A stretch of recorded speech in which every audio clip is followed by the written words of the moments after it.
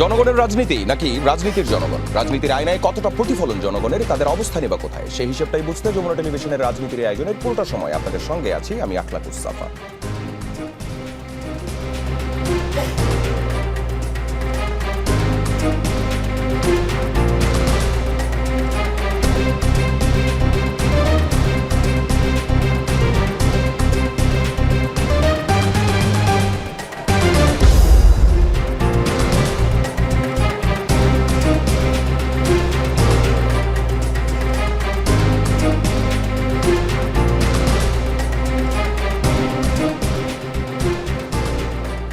একশো ৮০ দিন অর্থাৎ কেটে যাচ্ছে প্রধানমন্ত্রী তারেক রহমানের নেতৃত্বাধীন সরকারের ৬ মাস। সরকার গঠনের পর থেকে একদিকে যেমন সরকারি ব্যয় সাশ্রয়ের চেষ্টা, প্রশাসনিক সংযম এবং প্রান্তিক মানুষের জন্য ফ্যামিলি কার্ডের মতো কিছু ইতিবাচক উদ্যোগ আমরা দেখেছি, অন্যদিকে সাধারণ মানুষের নিত্যদিনের জীবন বিপর্যস্ত হয়ে পড়েছে তীব্র গ্যাস ও বিদ্যুৎ সংকটে। অর্থমন্ত্রী বলছেন বিদ্যুৎ গ্যাসের সমাধান ১-২ বছরের আগে সব সমাধান সম্ভব নয়, কিন্তু মানুষের প্রশ্ন বাজারের ব্যাগে স্বস্তি কবে ফিরবে, রান্নার চুলায় আগুন কবে আসবে, কলকারখানার চাকা পুরোদমে ঘুরবে কবে। বিরোধী দলগুলো বলছে গ্যাস বিদ্যুৎ দিতে না পারলে ক্ষমতায় থাকতে পারবে না সরকার। সরকার প্রধানের আবার পাল্টা চ্যালেঞ্জ, বলেছেন পারলে সমাধান দিন, গ্রহণ করব। পাশাপাশি প্রধানমন্ত্রীর আসন্ন ভারত সফর এবং শেখ হাসিনার প্রত্যর্পণ ইস্যুতে সরকারের কূটনৈতিক অবস্থা নিয়েও চলছে আলোচনা। সব মিলিয়ে কেমন ছিল বর্তমান সরকারের এই ৬ মাস, কতটা এগিয়েছে কাঙ্ক্ষিত রাষ্ট্র মেরামতের কাজ, আর কেমন চালাচ্ছেন বর্তমান মন্ত্রিসভার সদস্যরা? এইসব প্রশ্নের উত্তর খুঁজতেই আজ আমাদের স্টুডিওতে আসছে, এরই মধ্যে আছেন ৩ জন অতিথি, আরেকজন আসছেন। আমি শুরুতেই পরিচয় করিয়ে দিতে চাই। আমার হাতের বাদিক থেকে আছেন জাতীয় নাগরিক পার্টি এনসিপির যুগ্ম আহ্বায়ক মনিরা শারমিন, ঠিক তার বাদিকেই আছেন অ্যাডভোকেট আতিকুর রহমান, সভাপতি বাংলাদেশ শ্রমিক কল্যাণ ফেডারেশন এবং কেন্দ্রীয় কর্মপরিষদ সদস্য বাংলাদেশ জামায়াতে ইসলামী। আমার হাতের ডান দিকে আছেন ডাক্তার সানসিলা জেবরিন প্রিয়াঙ্কা, এমপি এবং বিএনপি দলীয় সংসদ সদস্য, যেটা বলছিলাম, এবং কিছুক্ষণের মধ্যে আমাদের সঙ্গে জয়েন করবেন তাসলিমা আক্তার, সদস্য রাজনৈতিক পর্ষদ গণসংহতি আন্দোলন। দর্শক, রাজনীতিকে আমরা সাজিয়েছি একটু ভিন্নভাবে। এখানে লেভেল প্লেইং ফিল্ড বজায় রাখার চেষ্টা থাকবে। অতিথিদের নির্দিষ্ট সময় বেঁধে দেওয়া হবে কথা বলার জন্য। সময় শেষ হলে মাইক্রোফোন অফ হয়ে যাবে। নিজে নিজেই একজন অতিথি চাইলে অন্য অতিথিকে প্রশ্ন করতে পারবেন। সরাসরি আলোচনায় চলে যাচ্ছি। মনিরা শারমিনকে দিয়ে শুরু করি। আপনারা জ্বালানি সংকট সমাধানে মার্চেন্ট পাওয়ার পলিসি বাস্তবায়ন সহ ১৫ দফা প্রস্তাব দিয়েছেন, কিন্তু সরকার দলীয় সমর্থকদের প্রশ্ন, একটি ভগ্ন অর্থনীতি এবং ধ্বংসপ্রাপ্ত প্রশাসন ব্যবস্থা হাতে নিয়ে সরকারের পক্ষে কি রাতারাতি আপনাদের সব প্রস্তাব বাস্তবায়ন করা সম্ভব? আরেকটা, আর আপনাদের প্রস্তাবগুলো কতটা বাস্তবসম্মত এবং প্রয়োগযোগ্য, যদি আপনি খুব বুলেট পয়েন্টে ৩ মিনিটের মধ্যে যদি বলেন। ধন্যবাদ। যারা দেখছেন তাদের শুভেচ্ছা এবং আমার সম্মানিত সহ আলোচক যারা এখানে উপস্থিত আছেন তাদের সবাইকে শুভেচ্ছা। দেখেন, স্পেসিফিক যদি আমি বলি, সেটা হচ্ছে যে এই যে জ্বালানি সংকটটা, এই সংকটটা কিন্তু হঠাৎ করে হয়নি। হ্যাঁ, অন্যান্য দেশের কথা আপনি যদি দেখেন যে এই যুদ্ধের পরিস্থিতির পরেও কিন্তু তারা এটা রিকভার করে, এটা একটা কন্টিনজেন্সি প্ল্যান তাদের ছিল, এবং এটার যদি এই ধরনের সংকট হলে পরবর্তীতে কি করা হবে সেই একটা প্ল্যান বি কিন্তু তাদের ছিল, কিন্তু যেটা আমাদের সরকারের কিন্তু ছিল না।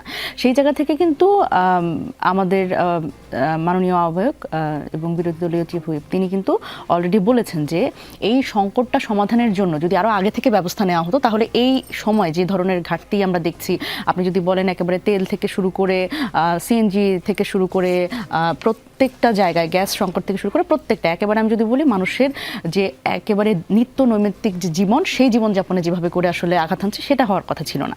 আমাদের এখান থেকে, আমাদের পক্ষ থেকে যেটা বলা হয়েছে সেটা হচ্ছে যে আগামী ১২ থেকে ১৮ মাসের মধ্যে আগাম জ্বালানি ক্রয়ের এক ধরনের পরিকল্পনা করার কথা বলা হয়েছে। আরও বলা হয়েছে যে দেখেন, আন্তর্জাতিক দরপত্রের যে সময়সীমা, সেই সময়সীমা কিন্তু ৪২ দিন ছিল, সেখান থেকে কিন্তু কমিয়ে ১০ দিন করা হয়েছে।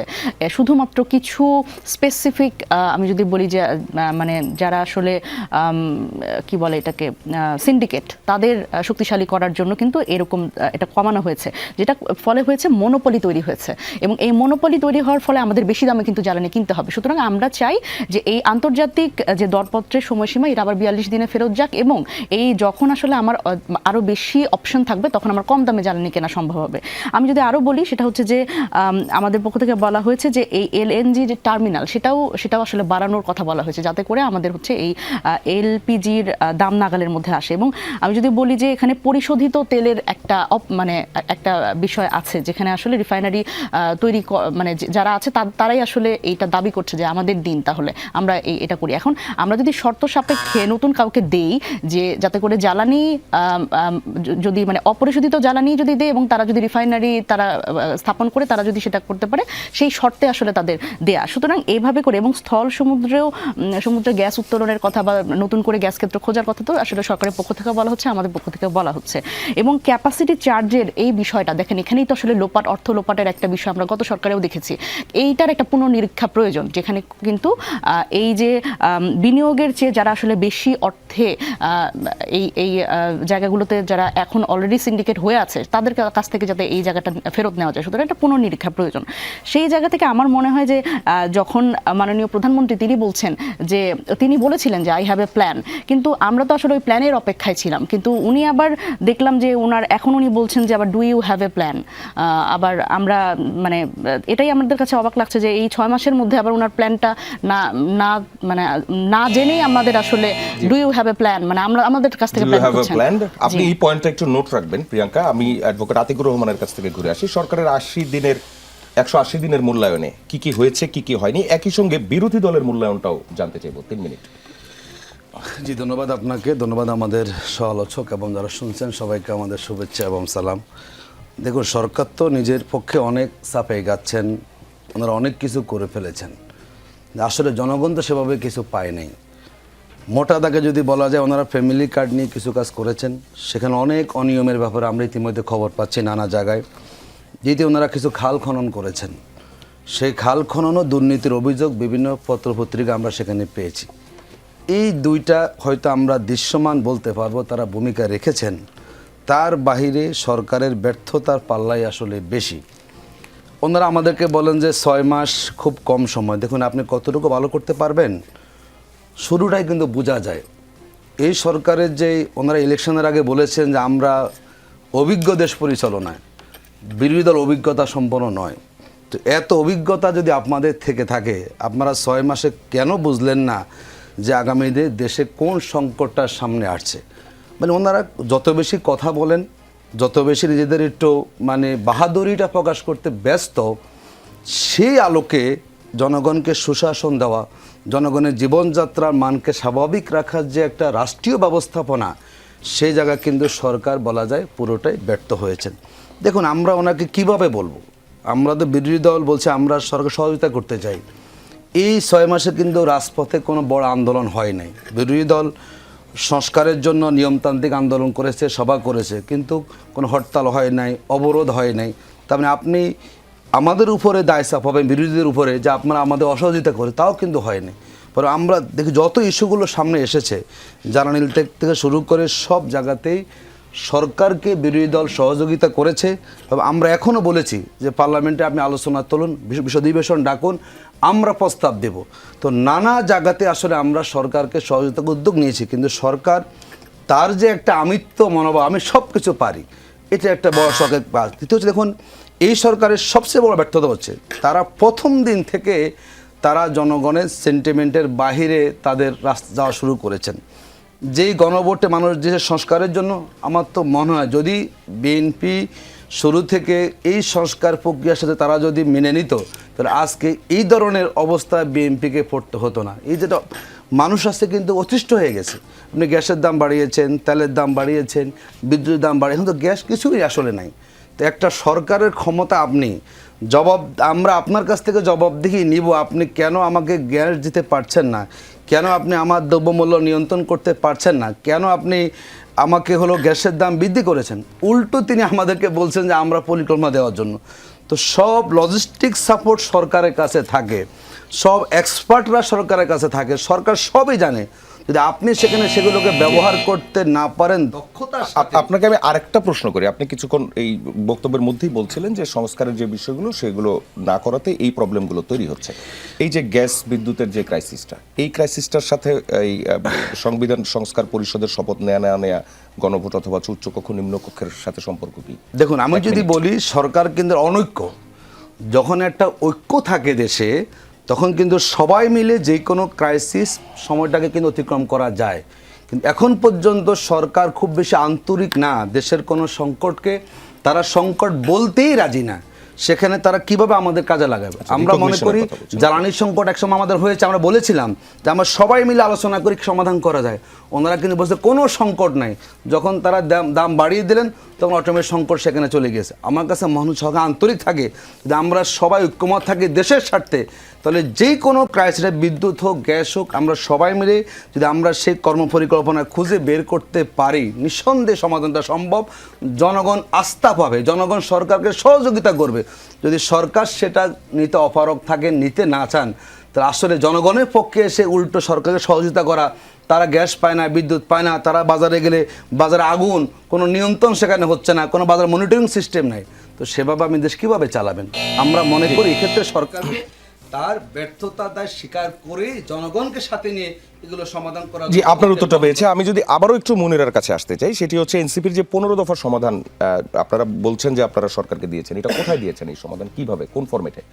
এখন যেহেতু সংসদে অধিবেশন নেই, সেই জায়গা থেকে হচ্ছে আমরা আমাদের পক্ষ থেকে এটা একেবারে জনাব নাহিদ ইসলাম উনি পাবলিকলি বলেছেন যে সরকারকে আসলে কিভাবে করে আসলে তার যে 15 দফা ধরেন, উনি সরকার, হ্যাঁ আপনার 15 দফা আছে, উনি কোথা থেকে দেখবে যে আপনি 15 দফা সাজেশন দিয়েছেন? এটা কি ফেসবুকে নাকি কোনো বক্তব্যে নাকি আপনারা পাঠিয়েছেন?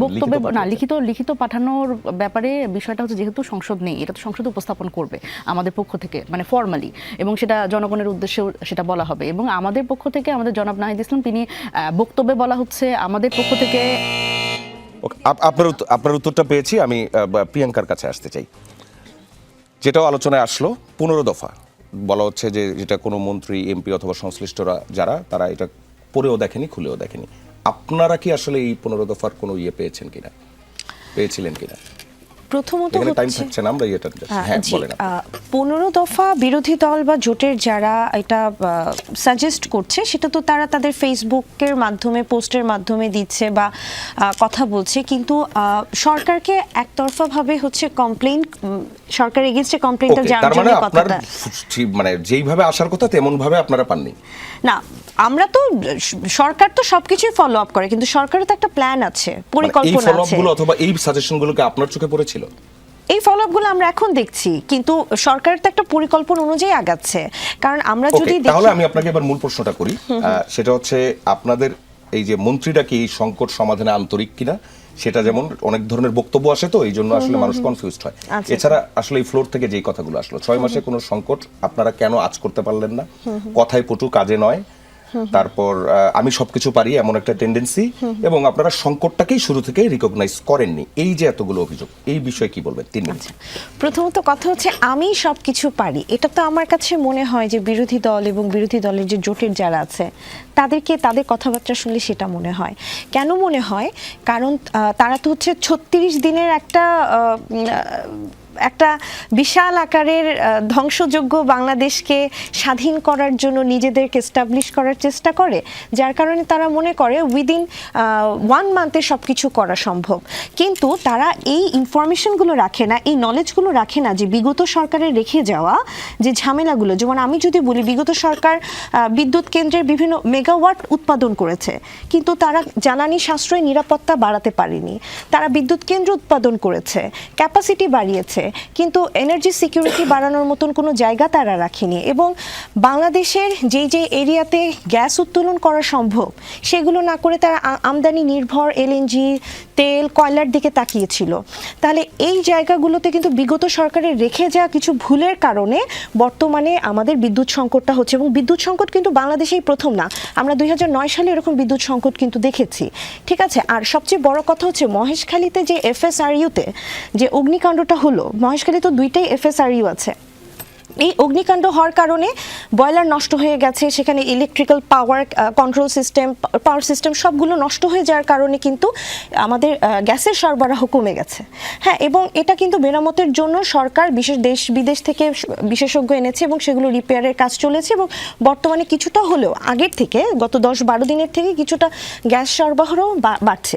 এবং এই গ্যাস সরবরাহ না হওয়ার কারণে আমরা দেখতে পেরেছি শিল্প কলকারখানা, বিদ্যুৎ কেন্দ্র থেকে শুরু করে আমাদের বাসাবাড়ির গ্যাসেরও প্রচুর সমস্যা হয়েছে। এটা অস্বীকার করার কোনো জায়গায় নেই, আমরা স্বীকার করছি সেটা। কিন্তু আমরা একটা ন্যাচারাল ডিজাস্টারকে তো আমরা সরকারের উপর দায় বর্তাইতে পারি না।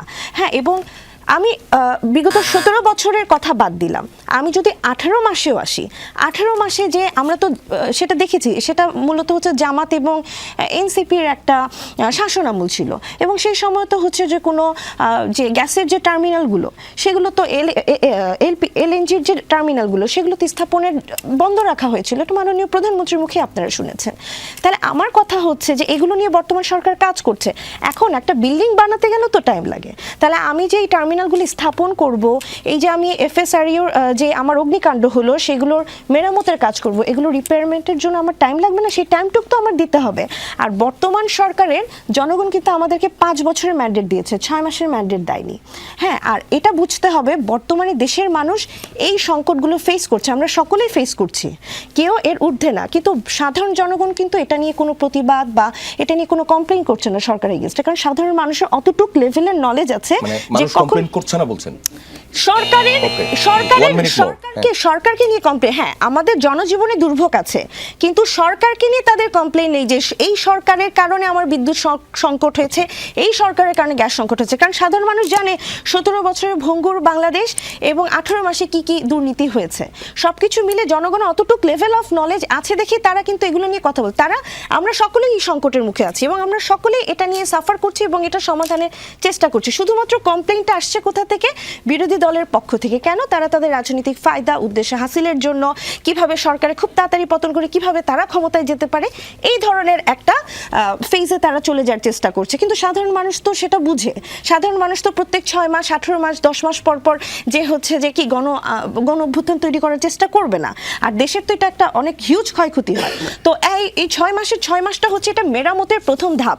আমরা বলছি না যে 6 মাসের মধ্যে মেরামত আমরা কমপ্লিট করেছি, বাট এটা ফার্স্ট স্টেজ। এটা অগ্রগতিটা আমরা দৃশ্যমান দেখতে পাচ্ছি যে ইনিশিয়ালি কাজটা চলছে অনগোয়িং, বাট এটা সমস্যার সমাধান, এটা দীর্ঘমেয়াদী। আচ্ছা, আপনার এই উত্তরটা আমি পেলাম। আরেকটা, হ্যাঁ আচ্ছা ঠিক আছে, হ্যাঁ আপনি প্রশ্ন করবেন তাহলে। সরকারের সাথে আছে, আপনার কি মানে কোনোভাবে এটা মনে হয় যে ধরেন এই যে বিএনপি সরকারি যখন আসে তখনই দেখা যায় একটা লোডশেডিং বা বিদ্যুৎ নিয়ে এরকম একটা মানে ঝামেলা তৈরি হয়, যেমন 1 থেকে 6 সালে আমরা দেখছি, তখন তো নিন্দুকেরা বলে যে খাম্বা মানে মন্ত্রীর কথা বলে, ওই যে ইকবাল হাসান মাহমুদ টুকু, আমরা বলি না তো, আমরা যেটা বলছি তখন যেরকম আমরা শুনেছি যে খাম্বা আছে কারেন্ট নাই, এখন আবার কারেন্ট নাই খাম্বাও নাই, মানে এরকম একটা অবস্থা।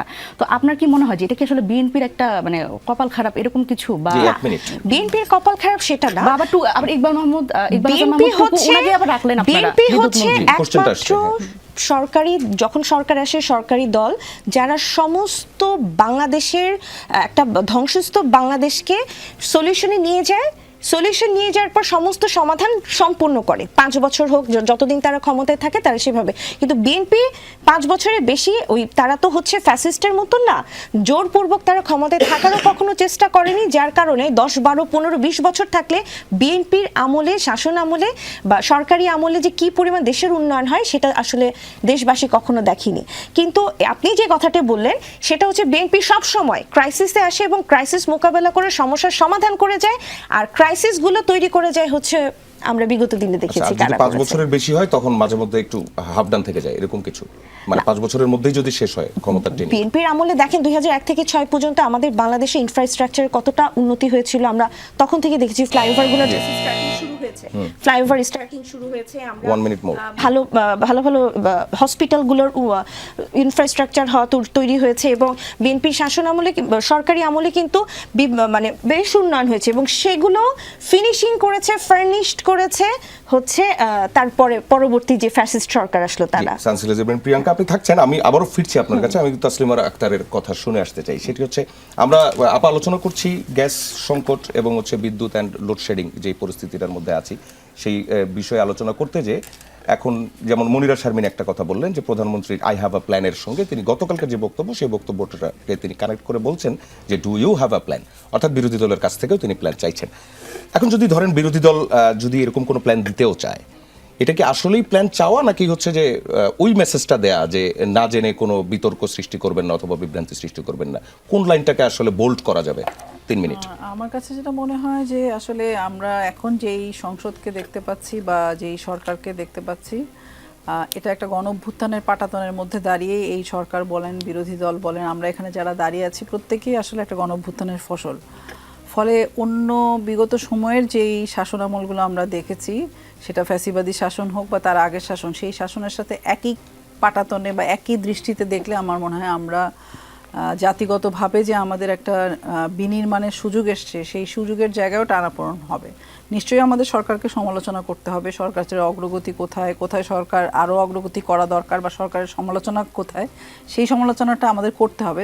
কিন্তু একই সাথে আমি মনে করি যে বাংলাদেশকে নতুনভাবে যে একটা জাতীয় পুনর্গঠনের যে সময় বা সুযোগ এই গণঅভ্যুত্থান এবং প্রায় 1400 শহীদ আমাদেরকে করে দিয়েছে, সেইটার সময় আমাদেরকে আসলে সমন্বিতভাবেই পরিকল্পনাগুলো করা দরকার এবং সরকারের পরিকল্পনা থাকলে সেখানে সংযোজন করা, সেটা বিয়োজন করা, সেই জায়গাগুলো আমি মনে করি যে এটা অবশ্যই ইতিবাচকভাবেই দেখা দরকার। আমরা তো চাইলেই সমালোচনার জন্য সমালোচনা করতে পারি, আমরা চাইলেই একজন আরেকজনকে কুপকাত করার জন্য নানা রকম চেষ্টা করতে পারি। সেটা মনে হয় যে বর্তমানে যেই রাজনৈতিক অবস্থা, বিশেষ করে গণঅভ্যুত্থান পরবর্তী 2 বছর হয়ে গেছে এবং নির্বাচনের পরে 6 মাস পার হয়েছে, এই সময় আমাদের আসলে সেই হিসাব নিকাশটা আমার মনে হয় অনেক বেশি আমাদের দেশকে আমরা কিভাবে গঠন করব এই বিবেচনাটা যদি থাকে, তাহলে আমাদের চিন্তা ভাবনা, আমাদের যোগ বিয়োগগুলো ভিন্ন রকম হবে।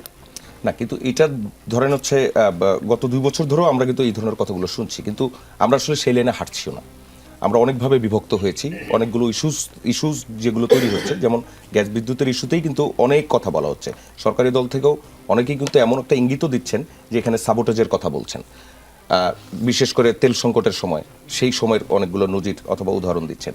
প্রধানমন্ত্রীও গতকাল এরকম একটি কথা বললেন যে বিভ্রান্তি ছড়াচ্ছে। আবার তাদের কাছ থেকে সাজেশন চাওয়া হলো, তারা যদি এই সাজেশন দেয়, সেই সাজেশন সরকার দল আসলে কিভাবে সেই সাজেশনটা নিবে, আদৌ নিবে নাকি সেটা নিয়ে আরো আমি কোনো মনে বিতর্ক করি তৈরি হতে সরকার পারে? দলের অবশ্যই 1 মিনিট। ইতিবাচক যে সাজেশনগুলো থাকবে এবং যেগুলো আসলে সমন্বিতভাবে আমাদের আগানো দরকার, সেটার সাজেশন অবশ্যই সরকারের নেওয়া দরকার। কারণ এখন যে বিদ্যুৎ এবং জ্বালানি সংকটটা দেখা যাচ্ছে, এটার একটা আন্তর্জাতিক কারণ আছে, এটা একটা দেশীয় কারণও আছে। সেই সমস্যাগুলো সমাধান যদি আমরা করতে না পারি, সেটা আমাদের এটা তো আর বিরোধী দল আর সরকারি দল দেখে সমস্যা হবে না, সমস্যাটা আমাদের দেশের সকলের জন্যই। এই জ্বালানি সংকটটা একেবারে নিম্ন আয়ের মানুষ থেকে শুরু করে শিল্প কলকারখানা থেকে শুরু করে শিক্ষা প্রতিষ্ঠান, প্রত্যেকেই আমরা ভুক্তভোগী হব। ফলে যত দ্রুত সম্ভব এই জ্বালানি সংকট সমাধান করা, কিছু উদ্যোগ সরকার নিয়েছে যেগুলো রাতারাতি করা সম্ভব নয়। একটা হচ্ছে গ্যাসের যে নতুন করে অনুসন্ধান করা, নবায়নযোগ্য জ্বালানির ব্যবস্থা করা, এলএনজি নির্ভরতা কমানো, এইগুলো হয়তো এই মুহূর্তেই সেটা সমস্যা সমাধান করা সম্ভব হবে না, সেটার জন্য একটা সময় দরকার হবে। কিন্তু এখন যে সমস্যাগুলো দেখা দিয়েছে যে কিছু জায়গায় সংস্কার করা, কিছু মেরামত করার বিষয় আছে, এবং কিভাবে এখনকার যেই জ্বালানির সংকটটা দেখা যাচ্ছে, যে কারণে আমরা দেখছি অনেক শিল্প কলকারখানা কাজ ব্যাহত হচ্ছে, আমাদের দৈনন্দিন জীবন ক্ষতিগ্রস্ত হচ্ছে, সেটার জন্য দ্রুত সরকারকে উদ্যোগ নেওয়া দরকার এবং এই উদ্যোগ আমি মনে করি একটা সম্মিলিত উদ্যোগ হওয়া জরুরি। জি, ধন্যবাদ আপনাকে। সানসিলা জেবরিন প্রিয়াঙ্কা, আপনার কাছে যদি বলি, অর্থমন্ত্রী বললেন 1 থেকে 2 বছর লাগবে পরিস্থিতি ঠিক হতে। গত সপ্তাহের বুধবারে জ্বালানি প্রতিমন্ত্রী তিনি বলছিলেন যে আজ সন্ধ্যার মধ্যে পরিস্থিতি ঠিক হবে, কিন্তু সেই রাতটাই গ্রাম, শহর, মহানগর সব জায়গায় সর্বোচ্চ লোডশেডিং হয়েছে। এই যে এই একই বিষয়ে এক এক ধরনের বক্তব্য, মানুষ যখন ক্রাইসিসে থাকে তখন তার জন্য একটা কম্প্যাক্ট মেসেজ খুব দরকার হয়, আর যখন এই মেসেজটা না আসে অথবা কনফিউজিং ডাটা আসতে থাকে, তখন কিন্তু মানুষের একটা আস্থার সংকট তৈরি হয়। এখন আসলে এটা কেন হচ্ছে, মানে তারা এক এক রকম কথা কেন বলেন, আপনারা কেন মেসেজ দিতে পারছেন না, নাকি শব্দ সাংবাদিকদেরকে বারবার শুধু যে জিজ্ঞেস করে কবে ঠিক হবে, কবে ঠিক হবে? 2 মিনিট। আসলে যেটা হচ্ছে যে এক একটা মন্ত্রণালয় তো এক একটা মন্ত্রণালয়ের আন্ডারে, তো জ্বালানি মন্ত্রী যেহেতু FSRUর যে অগ্নিকাণ্ডের কথাটা আমি বললাম, সেটা তো মেরামতের কাজ চলছিল, তো মন্ত্রী মহোদয়রা তো কন্টিনিউয়াসলি খোঁজ খবর রাখছেন যে কতদূর কাজ কি হলো। তো সেখানে মেরামত কাজ চলাকালীন সময় তাদেরকে যখন ইনফরমেশনটা দেওয়া হয়, তারা কিন্তু সেই ইনফরমেশন ক্যারি করেই সাংবাদিক মহলে সেই তথ্যগুলো দেয়। তো থাকে না যে কিছু কিছু জিনিস ঠিক করার পরেও কি রিপেয়ার করার পরে আবার সেটাকে আরও রিপেয়ার করা লাগে। হ্যাঁ, কারণ আমাদের দেশে তো অনেক বেশি মানে বিদ্যুৎ সরবরাহর ব্যবস্থা থাকলেও সেগুলো প্রপার ডিস্ট্রিবিউশনের ব্যবস্থা খুবই কম স্টিল নাও, এবং এটা নিয়ে বিগত সরকার কখনো কোনো কাজও করেনি। এটা নিয়ে বর্তমান সরকারই কিন্তু নতুন করে ভাবছে যে এরকম যদি ভবিষ্যতে কখনো কোনো FSRUতে অগ্নিকাণ্ড হয়, তাহলে যেন ইমার্জেন্সি বেসিসে আর কখনো দেশে এরকম সংকট না হয়, সেটা নিয়েও কিন্তু বর্তমান সরকার আলাদা আলাদাভাবে প্রজেক্ট নিয়ে কাজ করছে এবং সেটা অনুমোদনের ব্যবস্থাও হয়েছে অলরেডি। তো এগুলো তো সময় সাপেক্ষ ব্যাপার। তো জ্বালানি মন্ত্রী যেটা বলেছেন যে মেরামত হওয়ার পরে সেটা রিপেয়ারের যদি কিছু প্রবলেম থাকে তাহলে সেটা তো এগুলো তো ইলেকট্রিক্যাল জিনিস ভাই, তো এগুলো তো রিপেয়ারের জন্য একটা লেন্দি প্রসেস। সো সেটা উনি যেটা বলেছেন সেটা আমি বলবো যে হ্যাঁ, ওনার কাছে যে ইনফরমেশন এসেছিল পরবর্তীতে যদি আরও কিছু রিপেয়ারমেন্টের দরকার হয় বা হয় না, রিপেয়ার করার পরে সেটা লিকেজ হয়ে যায়, ব্লকড হয়ে যায়, অনেক কাজ থাকে, তো সেটাই হচ্ছে। এবং আপাতত আমি যেটা মনে করি যে যেহেতু আমাদের গ্যাস ভিত্তিক বিদ্যুৎ কেন্দ্রগুলো ডিপেন্ডেন্ট, সুতরাং গ্যাসের প্রবলেম হলে তো ইলেকট্রিসিটির প্রবলেম হবে। আর গ্যাসের প্রবলেমটা তো শুধুমাত্র আমরা আমাদের দেশের প্রবলেম বললে হবে না, এটা ইন্টারন্যাশনাল একটা সমস্যা। মধ্যপ্রাচ্যে যুদ্ধ বিগ্রহের একটা অস্থিরতার কারণে কিন্তু আমরা সাফার করছি। সুতরাং একতরফাভাবে যদি আমরা সমস্ত দোষ সরকারের উপর বর্তাই তাহলে কিন্তু জিনিসটা হাস্যকর। এখানে আবার প্রশ্নটা ছিল সরকারের বক্তব্যের উপর। যেমন আপনি ইয়াটার কথাই বলেন না, এই যে লম্বা লম্বা খাম্বা ওই যে গ্রামে, এই জন্য নাকি সেখানে লোডশেডিং কম হয়, কিন্তু সেখানে বেশি হয়েছে। হ্যাঁ আচ্ছা, গ্রামে লোডশেডিং বেশি হয়, গ্রামে 30 seconds। এখনো আমার একটা নির্বাচনী এলাকা আছে এবং বেশিরভাগ এলাকা 14টা ইউনিয়নের মধ্যে 8টা ইউনিয়নই হচ্ছে চরাঞ্চল। বেশিরভাগ এলাকায় কিন্তু এখন ইলেকট্রিসিটি পৌঁছায় নাই। এরকম বাংলাদেশের 64টা জেলা যদি আমি চিন্তা করি, অনেক এলাকায় ইলেকট্রিসিটি নেই, মানুষ ইলেকট্রিসিটি ছাড়াই চলে। ঠিক আছে, তো সেখানে গ্রামে গঞ্জে যখন লোডশেডিং হয় সেটা দুঃখজনক এবং সরকারের পক্ষ থেকে কিন্তু বারবারই তারা বলছে যে একটু সময় লাগবে এবং তারা সহযোগিতা করার চেষ্টা করছে। সেটার জন্য আমাদের সময় দিতে হবে এবং দেশের জনগণ সেটা কিন্তু বুঝতেছে। হ্যাঁ, এমন না যে বুঝতেছে না। তো কাজে আমার মনে হয় যে জনগণের পক্ষে থেকে সকলকে সাপোর্ট দেওয়া উচিত। আপনার উত্তরটা পেয়েছি। অ্যাডভোকেট আতিক, আপনারা যেমন আমরা সাজেশনের কথা বলছিলাম, মনিরা শারমিন অথবা এনসিপি তারা 15 দফার একটা প্রস্তাবনা তাদের কাছে অলরেডি রেডি আছে। সো এই জোটের নেতৃত্বাধীন তো জামায়াতে ইসলামী, নেতৃত্বটা আপনাদের হাতে। আপনাদের কাছে কি আসলে এমন কোনো সাজেশন আছে নাকি আপনারা শুধু বিরোধিতার সাথে বিরোধিতা করছেন? 27 তারিখে নতুন অধিবেশন বসতে যাচ্ছে, সেই অধিবেশনে আপনাদের এমন কোনো 68 বিধিতে নোটিশ আনার কোনো পরিকল্পনা আছে কিনা? আপনি হয়তো জানেন যে 26 এপ্রিল একটা কমিটি হয়েছে পার্লামেন্টে জ্বালানি সংকট নিয়ে। সেখানে 10 জন সদস্য ছিলেন, বিরোধী দলের 5 জন ছিলেন এবং তারা 21 মে প্রতিবেদন দিয়েছেন। সেখানে এক্সট্রা 10 দফা দেওয়া হয়েছে আমাদের পক্ষ থেকে। 12 দফা কমিটির সুপারিশ, 10 দফা ছিল হলো এই যে আমাকে লেখা আছে সবগুলো এখানে, 3 মাস আগে দেওয়া হয়েছে সুপারিশগুলো। কিন্তু এগুলো সরকার দেখেছে বলে আসলে মনে হয় না। আমি বলেছি শুরুতে আপনাকে, এখানে আমাদের সব এখানে আছে, এই সুপারিশ কয় তারিখে দেওয়া হয়েছে, কবে বৈঠক হয়েছে। টোটাল 22 দফা সুপারিশ, 12 দফা মানে একদম ইম্পর্টেন্ট কয়েকটা সুপারিশ। এই যে চাহিদা পূর্বাভাসে স্বাধীন সমীক্ষা করা, কয়লা সম্পদের সর্বোচ্চ ব্যবহার করা, দেশ উৎপাদন জোরদার করা, আমদানি এবং পরিশোধন অবকাঠামোকে শক্তিশালী করা, সরকারের খাতে সরকারও করতে চায় না, এগুলো সরকারের প্রস্তাবনার বাহিরে যেগুলো চাইলে সরকার করতে পারে। দেখুন মুশকিল হচ্ছে কি, সরকার কতটুকু আন্তরিক, সরকার তো স্বীকারই করতে চায় না। যেটা আমাদের প্রিয়াঙ্কা আপা বলছিলেন, দেখুন যখন যারা ক্ষমতা থাকে তাদের গ্যাস লাগে না, তারা গ্যাস ছাড়া রান্না করতে পারে। অ্যাডভোকেট আতিক ভাই, আমি একটু ধরিয়ে দিই আপনাকে, সেটা হচ্ছে আপনি একটু স্পেসিফিক করেন। এই যে ক্রাইসিস যেগুলো হয়েছে, যেমন এই অ্যাক্সিডেন্টের কথাটা, যেটা এইরকম ধরনের পরিস্থিতি হলে সেক্ষেত্রে সরকার কি করতে পারে, এমন কোনো সাজেশন আছে কিনা? এটা হচ্ছে সরকারকে জিনিসটাকে অ্যাড্রেস করে সবাইকে নিয়ে বসতে হবে। বাংলাদেশের বর্তমান যিনি ক্ষমতা আছেন তারা কিন্তু সমস্যাকে স্বীকার করতে চান। এটা বড় সমস্যা, সেখানেই স্বীকার করুক যে আমরা এই কাজ সবাই মিলে আমরা সমাধান করতে চাই, আমরা সেটাকে সহযোগিতা করব। কিন্তু সরকার সেটা তার লুকোচুরি খেলছে। দেখেন বলছেন, আপনি বললেন যে গ্রামে লম্বা লম্বা সেখানে কি লাইন হয়, বিদ্যুৎ লাইন সমস্যা, সেখানে সময় লাগে ঠিক করতে। এটা কোনো যুক্তি হলো বলেন তো? যেটা হচ্ছে বাংলাদেশের মানে এই বিদ্যুৎ মন্ত্রী আসলে বিগত সময়ে বিএনপিকে ডুবিয়েছে। আমি জানি না কাকে খুশি করার জন্য আবার তাকে ফুল মিশে দেওয়া হয়েছে। এবং তার সময়ে 2006 সালে কানসার্টে আন্দোলন হয়েছে, সেখানে 20 জন মানুষকে সেখানে গুলি করে মারা হয়েছে। আবার সেই যখন আবার 20 বছর পরে এসে ওই মন্ত্রণালয়ে মন্ত্রী হয়, এই জাতির কপালে কারেন্ট থাকার কথা না। আর যেটা আমরা দেখি এই সরকার, 1 মিনিট, ওনারা বলে যে কি বিগত 1.5 বছর ধরি নামে জামাত এনসিপি ক্ষমতা 1.5 বছর ছিল, তখন তো ক্র্যাশ ছিল না, তখন তো বিদ্যুৎ ছিল, দ্রব্যমূল্য নিয়ন্ত্রণে ছিল, গ্যাসের দাম বাড়েনি। তার মানে আপনি যদি আমাদেরকে ধরেন আমরা ক্ষমতা ছিলাম 1.5 বছর ইন্টারিমের সময় ধরে নিলাম, তখন তো সংকট ছিল না। তো এখন আপনি ক্ষমতা, এখন কেন এই সংকটটা তৈরি হলো? দ্বিতীয়, আমার কাছে আওয়ামী লীগ আমার মনে হয়েছে যে যখন কোনো সংকট তৈরি হয় তখন সরকারি দলের কারো গ্যাস পানি লাগে না, বিদ্যুৎ লাগে না। মানে ওনারা এগুলো ছাড়াই, ওনারা গ্যাস ছাড়া রান্না করা যায়, ওনারা বিদ্যুৎ ছাড়াই চলতে পারেন। আর যেটা বলেছেন প্রিয়াঙ্কা আপা যে বিরোধী আন্দোলন, দেখুন এটা বাংলাদেশে বুঝতে হবে, যখন বিরোধী দল ময়দানে সরব থাকে তখন আন্দোলনটা নিয়ন্ত্রণ থাকে। বিরোধী দল তখন জনগণের বয়স হয়ে কথা বলে। 24-এর আন্দোলনে যখন আন্দোলনটা চলে গেছে ছাত্রদের হাতে, তখনই হাসিনার পতন হয়েছে। তো মনে রাখবেন, যখন বিরোধী দল জনগণের ইস্যুতে কথা বলে তখন তারা নিয়ন্ত্রিত আন্দোলনটা করে, জনগণ সেখানে মাঠে নামার চেষ্টা করে না। যখন আমরা নিষ্ক্রিয় থাকব, যখন জনগণ মাঠে নেমে যাবে তার সেই মানে ইয়ে নিয়ে পাতিল নিয়ে, তখন এই আন্দোলন কিন্তু কারোর জন্য সুখকর সেখানে হয় না। ধন্যবাদ আমরা মাঠে আছি, জি। নিয়মতান্ত্রিক প্রতিবাদ করছি বলেই আপনারা মাঠে আছেন, নিয়মতান্ত্রিক প্রতিবাদ করছেন। তাসলিমা আক্তার, একটু বিরোধী দলকে মূল্যায়ন করবেন। 180 দিনের বিরোধী দলের পারফরমেন্সটা কেমন ছিল? 2 মিনিট। আসলে ইতিমধ্যে তো মানে সরকারের যে 180 দিনের অঙ্গীকার এবং সেই অনুযায়ী কত দূর এগিয়েছে সেটার প্রেক্ষিতে বিরোধী দলের আলোচনাও আসছে। তো আমি একটু প্রথমে আপনার প্রশ্নের আগে একটু জুড়ে দিতে চাই আসলে সরকারের যে উদ্যোগগুলো ছিল সেগুলো ইতিমধ্যে আমি শুনছিলাম আলোচনা, যে ফ্যামিলি কার্ডের কথা এসছে, কৃষক কার্ডের কথা এসছে। একটা খুব গুরুত্বপূর্ণ আমি মনে করি সরকারের 6 মাসের অগ্রগতির ক্ষেত্রে, যেটা আতিক ভাই আমার সাথে একমত হবেন অবশ্যই।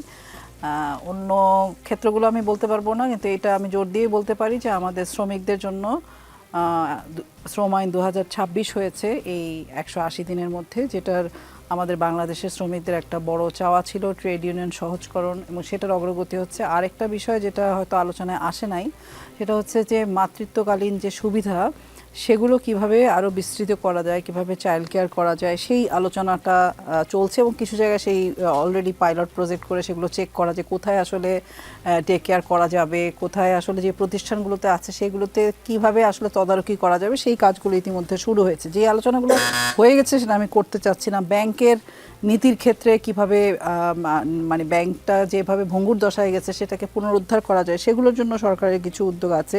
প্রধানমন্ত্রীর ছবিতে আগে আমাদের 4-5 লাভ ছিল, সেই সব জায়গায় পরিবর্তন এসছে।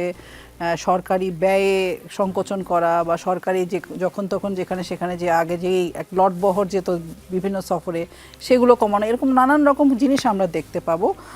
আরও অনেকগুলো আলোচনা হয়তো আছে যে সরকারে আসলে কোন কোন বিষয়কে অগ্রাধিকার দিচ্ছে, সেগুলোর উপর নির্ভর করে যে সংসদ, সরকার বা বিরোধী দল কোন জায়গায় যাবে।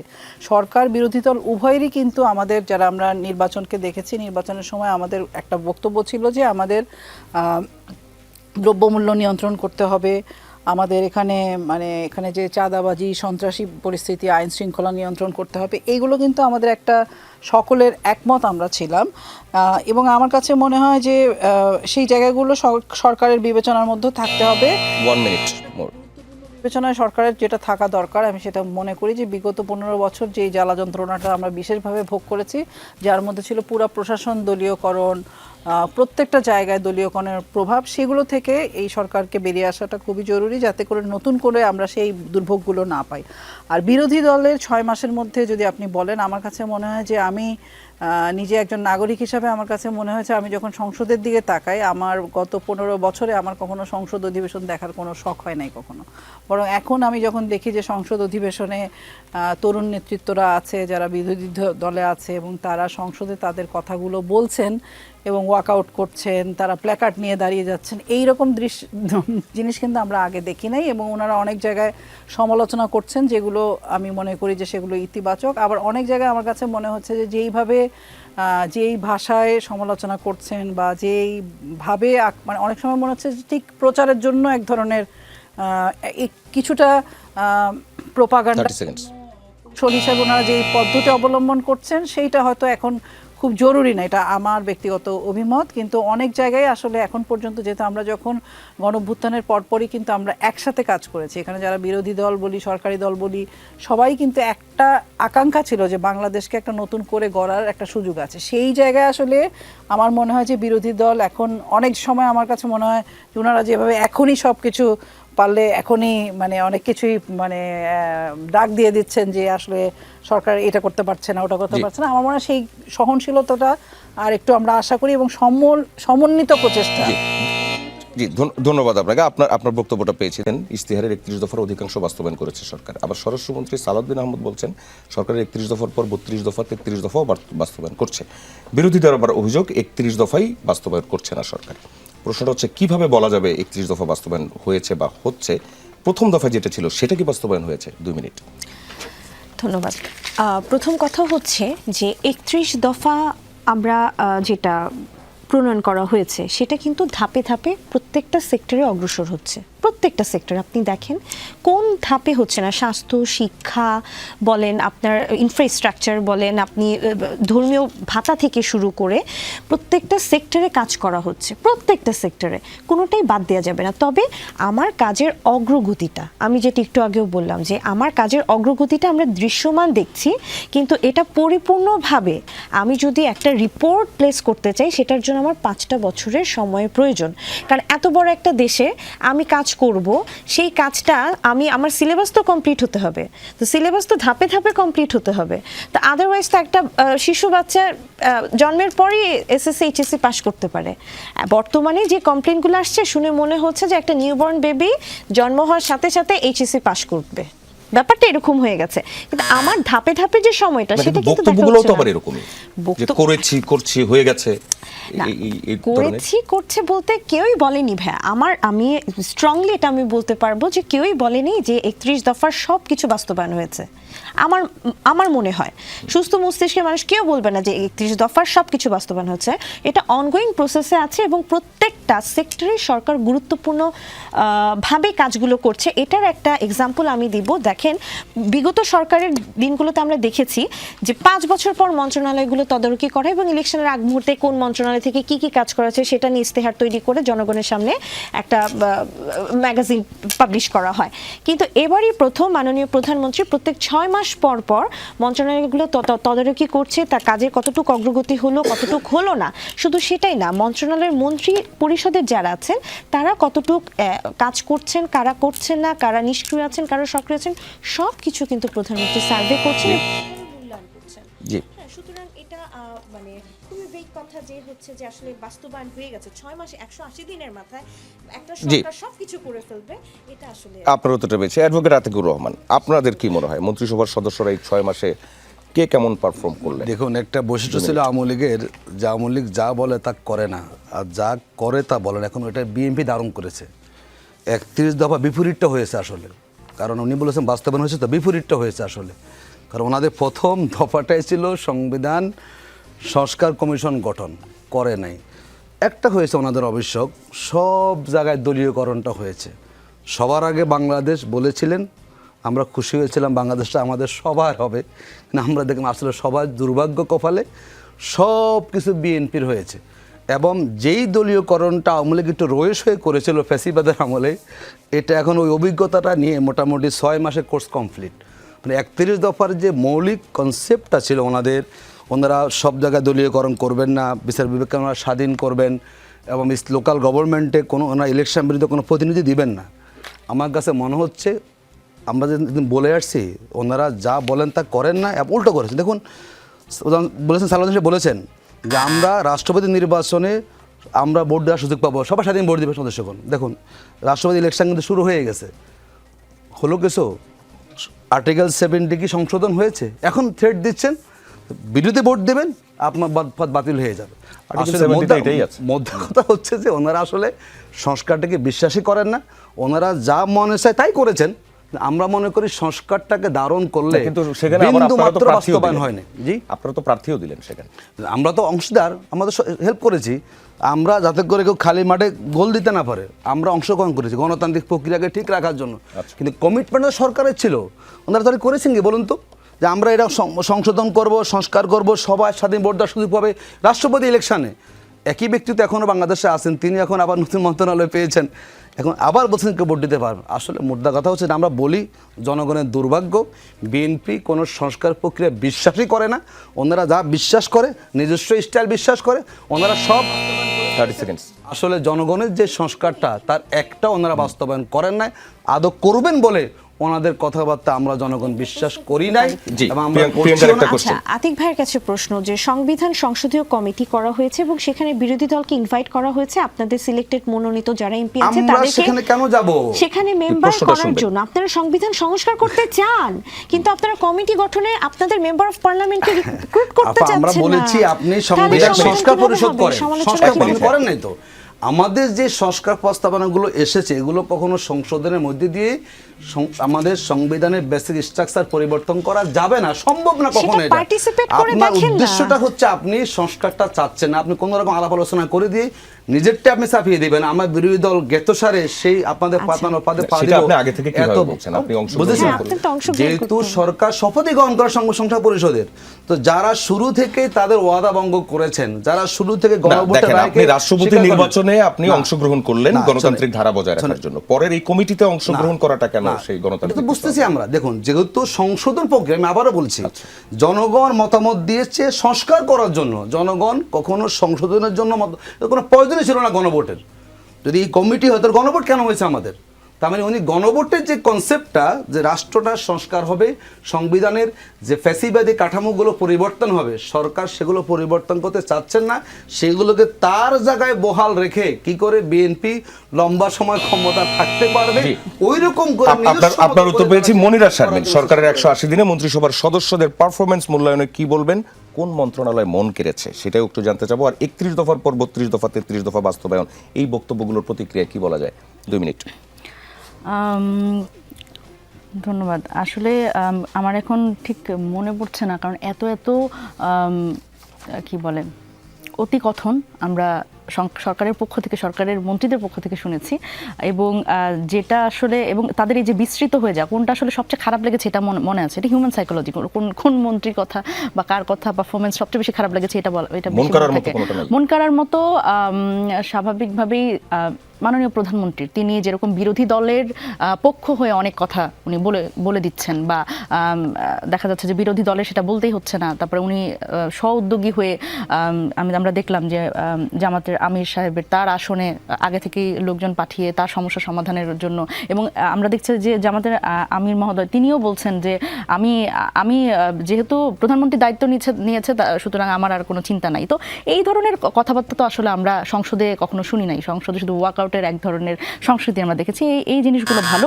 তবে যেটা আসলে এই 180 দিনের পর্যালোচনা যদি বলেন, দেখেন আমি একদম খুব সহজ করে বলি, সেটা হচ্ছে যে বাংলাদেশের মানুষকে তো হাতি ঘোড়া দিতে হয় না। বাংলাদেশের মানুষের কিছু বিষয়ে একটু যদি তারা মানে ঠিকভাবে চলতে পারে, সেটার মধ্যে একটা হচ্ছে বিদ্যুৎ গ্যাসের নিরবিচ্ছিন্ন সরবরাহ, ভালো একটা আইন শৃঙ্খলা পরিস্থিতি, দ্রব্যমূল্য সহনীয় পর্যায়ে, ভালো যোগাযোগ ব্যবস্থা এবং সুশাসন। হ্যাঁ, এই কয়টা যদি আপনি দেন, তাহলে এই যে হ্যান করব ত্যান করব, আমার কর্মসংস্থান করব, 18 মাসে আমরা 1 কোটি কর্মসংস্থান করব, তারপরে বিদেশি বিনিয়োগ ইত্যাদি এসব বলে আসলে আলাদা করে কোনো ইশতেহার দেওয়ার দরকার নেই। আপনি যদি এই বেসিক জিনিসগুলো ঠিক রাখেন। কিন্তু দেখেন, আপা বললেন যে সিলেবাস শেষ হয় নাই, তার আগে আমরা জাজমেন্টে চলে যাচ্ছি। এখন সিলেবাস শেষ না হলেও আমরা দেখলাম কিন্তু ফ্যামিলি কার্ডের নামে কিন্তু জনসেবার নামে আমরা হরিলুট দেখলাম। আমরা কিন্তু দেখছি যে অন্য অনেক কিছু কিন্তু সিলেবাসের মধ্যে তারা কমপ্লিট করে ফেলছেন। যেমন তথ্য সংগ্রহে আপনি যদি ব্যয় দেখেন 676 কোটি টাকা, কার্ড তৈরিতে ব্যয় যদি দেখেন 550 কোটি টাকা, অ্যান্ড্রয়েড ট্যাব ক্রয়ে যদি হচ্ছে 321 কোটি টাকা, এরকম আপনি যদি দেখেন ভ্রমণ বাবদ, এই ফ্যামিলি কার্ডের ভ্রমণ বাবদ ব্যয় আছে 12 কোটি টাকা। সুতরাং এই সিলেবাস কিন্তু তাদের কমপ্লিট। এবং দেখেন, ফ্যামিলি কার্ডে দলীয় নিয়োগ না পেয়ে তৃণমূল পর্যায়ে বিএনপির যে ক্ষিপ্রতা এবং যেই ধ্বংসযজ্ঞ তারা চালাচ্ছে, এবং আপনি দেখেন সরকারি চাকরি যারা করে, যারা ইউনো, তারা তো আসলে ঠিকভাবে তারা নিরাপত্তাহীনতায় ভুগছে। আপনাকে যদি আমি উদাহরণ দিই একটু, সেটা হচ্ছে যে 18 উপজেলায় হামলা ও ভাঙচুর হয়েছে। ফ্যামিলি কার্ডের এই শুমারিতে কেন দলীয় নেতাকর্মীকে নিয়োগ দেওয়া হলো না, তারা এই কারণে বেপরোয়া হয়ে উঠেছে। জামালপুরের সরিষাবাড়িতে এই তাণ্ডব চলেছে। নোয়াখালীর বেগমগঞ্জে ইউএনওকে উলঙ্গ করে পেটানোর হুমকি দেওয়া হয়েছে, এবং একজন নারী ইউএনওকে। সুতরাং এরকম ঘটনা যখন ঘটছে, এই আইন শৃঙ্খলা পরিস্থিতি এই অবস্থা, এবং দেখেন সরকারি দলের সংগঠনরাই যখন আসলে এই হামলা মামলায় লিপ্ত, তখন আমাদের আপনার উত্তরটা পেয়েছি। তাসলিমা আক্তার, ঠিক যেই বিষয়গুলো আসলো, এই যে মূল্যায়ন, মন্ত্রণালয়ের যে জায়গাগুলো, এগুলোর থেকে যদি আমি আপনাকে বলি যে দলীয়করণের কথা বলা হচ্ছে, আবারও বলা হচ্ছে সরকার যেটা বলে সেটা করে না, আবার যেটা করে সেটা বলে না, এবং আগের সরকারের সাথে একটা অ্যাকোমোডেট করে বলা হচ্ছে। মনিরা শারমিন অভিযোগ করলেন হরিলুটের এবং 18 উপজেলায় যে হামলা ফ্যামিলি কার্ডকে কেন্দ্র করে, সেই জায়গা থেকে যদি আমি আপনাকে প্রশ্ন করি যে রাষ্ট্র মেরামত অথবা এই যে পুরো প্রক্রিয়ায়, এই প্রক্রিয়ায় অথবা হচ্ছে মন্ত্রণালয়ের যে কাজগুলো, সেই জায়গায় রদবদল করা অথবা নিয়োগ টিয়োগ যাই হচ্ছে না কেন, এর মধ্যে আমলাতন্ত্র আছে, সব কিছু মিলিয়ে আসলে কাজগুলো কেন এমন হচ্ছে? 2 মিনিট। আতিক ভাই এবং মনিরা শারমিন দুজনই আমার পছন্দের মানুষ। আতিক ভাইয়ের সাথে আমার সরাসরি কাজের অভিজ্ঞতা আছে। কিন্তু তারপরে আমি মানে প্রত্যেকের প্রতি সম্মান রেখেই বলবো যে সরকার যা বলে তা করে না, যা করে তা বলে না, এই যে মানে ঠিক ফ্যাসিস্টদের সাথে এখনই এই তুলনা আমার মনে হয় আর একটু সময় নেওয়া দরকার।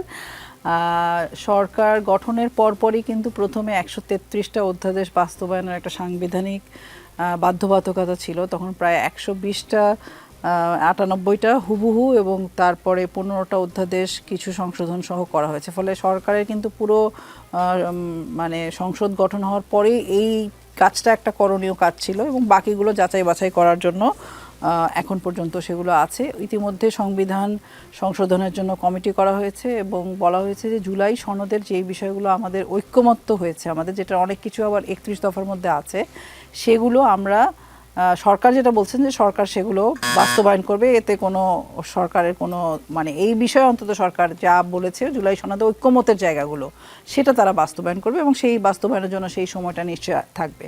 আর এখানে সরকারি দল বা বিরোধী দল যারা সরকারি দলের যারা মন্ত্রী হয়েছেন বা বিরোধী দলের যারা এখন এমপি আছেন বা যারা বিরোধী দলের আগে অন্তর্বর্তীকালীন সরকারের সময়ে মন্ত্রী পর্যায়ের ছিলেন, তাদের প্রত্যেকেরই অভিজ্ঞতার জায়গাটাকে যদি আমরা হিসাব করি, প্রত্যেককে একই পাল্লায় মাপা যাবে না। কারণ আজকে ধরেন এনসিপির যারা আছেন তারা একেবারেই নতুন অভিজ্ঞতার জায়গা থেকে, এখানে জামাতের যারা আছেন তারা এবং বিএনপি এরা কিন্তু গত 17 বছরই নানান রকম নিপীড়ন নির্যাতনের মধ্যে ছিল, এমনও ছিল যে গুম ঘরের মধ্যে আটকা অবস্থাও তারা ছিল এবং প্রত্যেকের একটা নির্যাতনের অভিজ্ঞতা আছে। কেউ আছে স্বয়ং প্রধানমন্ত্রী কিন্তু পার্লামেন্টে প্রথম তার এমপি হিসাবে তার উপস্থিতি, অনেকেরই তাই। ফলে ঠিক ওইভাবে পাল্লা দিয়ে মাপাটা আমার 30 সেকেন্ড মুহূর্তে একটু সেটা না করে আমার মনে হয় যে সরকারের ইচ্ছা সদিচ্ছা আছে কিনা সেটার দিকে বিবেচনা করাটা দরকার। সেই সদিচ্ছার জায়গা থেকে আমি বলবো যে হ্যাঁ, অনেকের অগ্রগতি হয়তো আমরা দেখতে পাবো যে কেউ কেউ যারা অভিজ্ঞ পুরনো তারা হয়তো মন্ত্রণালয়ে ভালো রোল প্লে করছেন, আবার যারা একটু অভিজ্ঞতা কম তাদের হয়তো আরও সময় লাগবে।